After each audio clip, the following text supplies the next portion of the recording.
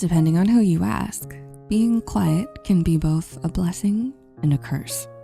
There's nothing wrong with being quiet, but there are often certain stereotypes or assumptions people make that might not be entirely true. Not all quiet people are introverts, but they share similar traits and behaviors. So whether you feel like you know frighteningly little about your quiet friend or are a quiet person and wanna know more, here are 5 psychological facts about quiet people.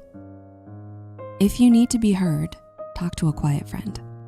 When opening up to someone, you probably don't want that person to make it all about themselves or interrupt and make assumptions. The ideal listener is someone who can calmly hear you, collect their thoughts, and only give advice when it's wanted or needed. There's a lot that goes into being a good listener, but quiet people have a head start naturally preferring to be quiet longer. A 2020 study published in the International Journal of Listening found that empathetic listening improved interpersonal relationships greatly. The study teaches us that when someone uses empathetic listening, it boosts our satisfaction and relational quality. Basically, putting the time into listening to someone properly will reduce the chance of conflicts coming up later. Anyone can empathetically listen, but some might find it more difficult. When trying to listen, we tend to want to offer solutions and steer the conversation's direction. The problem is that the person who should be listening is trying to control the conversation. There should be 2 roles, a speaker and a listener. Quiet people are able to put aside their thoughts and often accept the role of the listener for as long as they have to. Quiet people as leaders. There are definitely introverted leaders out there. Film directors, CEOs, and retail managers can all be successful leaders while being introverts. These people are in important positions and by the nature of their roles as leaders, have to cooperate with people all day, every day. So how do they manage to lead despite seemingly not having ideal extroverted traits for leadership? It comes down to how they interact with the people they lead. As author Carmen Nobel writes, both types of leaders, the extroverts and the introverts, can be equally successful or ineffectual, but with different groups of employees. An extroverted leader will take the reins and feel comfortable with telling people exactly what is required of them and delegating. An introverted leader is far more effective when working with passionate team members who have their own ideas. An introverted leader is able to understand and fully utilize their strengths and their team strengths.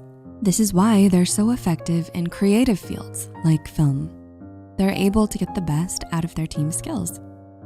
Being quiet doesn't equal depressed.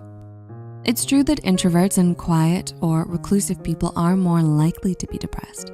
The idea of extroverts being extremely happy and introverts being less happy is not entirely false, but might be a little exaggerated. In the Handbook of Solitude, there is a chapter on introversion, solitude, and subjective well-being that examines the differences between introverts and extroverts with regards to happiness. Extroverted people can try to cope with their depression in ways that suit them, such as going out often and constantly being busy with people. On the other hand, introverts might show more stereotypical signs of depression just by being themselves. Extroverts do tend to be more happy, but according to the Handbook of Solitude, that also depends on how you measure happiness. Being quiet doesn't make you more creative or intelligent, but neither does being loud. The relationship between personality traits, creativity, and intelligence is a subject that has been investigated quite thoroughly. If we imagine the kinds of people we think of as intelligent in movies or video games, you might think of someone who is quiet or reserved, someone who is always deep in thought and away from the crowd.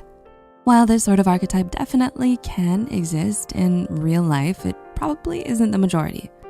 It should be said that being quiet or being an introvert doesn't inherently make you more intelligent or more creative.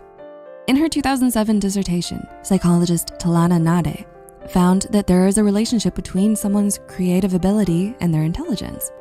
The traits found in a person that is more creative and intelligent were the opposite of what you'd expect from the stereotypes in movies. They found that risk-taking, playfulness, sense of humor, openness to new experiences, freedom, flexibility, and originality were all common amongst the more creative and intelligent individuals. But these traits don't necessarily describe a loud person. They might be more outgoing and have all of these traits and still be quiet. Things such as confidence and positive self-image seem to correlate with greater creativity. Other studies suggest that there is absolutely no correlation between creativity and personality traits, so take it all with a grain of salt. They are more self-aware, for better or worse. To get a quiet person to talk can be a bit of a tall order. Sometimes quiet people stay quiet just because of their self-awareness. When we're in a casual social setting, our focus should be on projecting outwards and engaging with the people around us. Self-awareness is a good thing. It keeps you grounded, but it comes with downsides. Do you ever feel like you can't fully appreciate a situation because you're too self-critical or overanalyzing? At parties, everyone else seems to be lost in conversation, having fun, and generally letting loose. But when you have to talk, you're still considering every word you say, carefully contemplating everything around you, and just generally feeling like a fly on the wall. This can be fun to know that you're seeing the bigger picture, but it can also feel alienating. Behavior specialist Elaine Morin and James Everett explain that whether your self-awareness is helpful or harmful depends on your inner speech, or the way that you think. If your thoughts are cold and harsh, and you feel like a recluse in social situations, then maybe your self-awareness is taking out all the fun when you're social. But if you enjoy being quiet around your friends and feel at peace while simply existing in the same space, then your self-awareness is enhancing a situation that, as an introvert, you might not get a lot of fun out of. So, what did we learn about quiet people? You can trust them to listen, and they can be capable leaders. They aren't quiet because they're depressed. They aren't more intelligent just because they're quiet, but they are more self-aware. Most importantly, don't underestimate quiet people.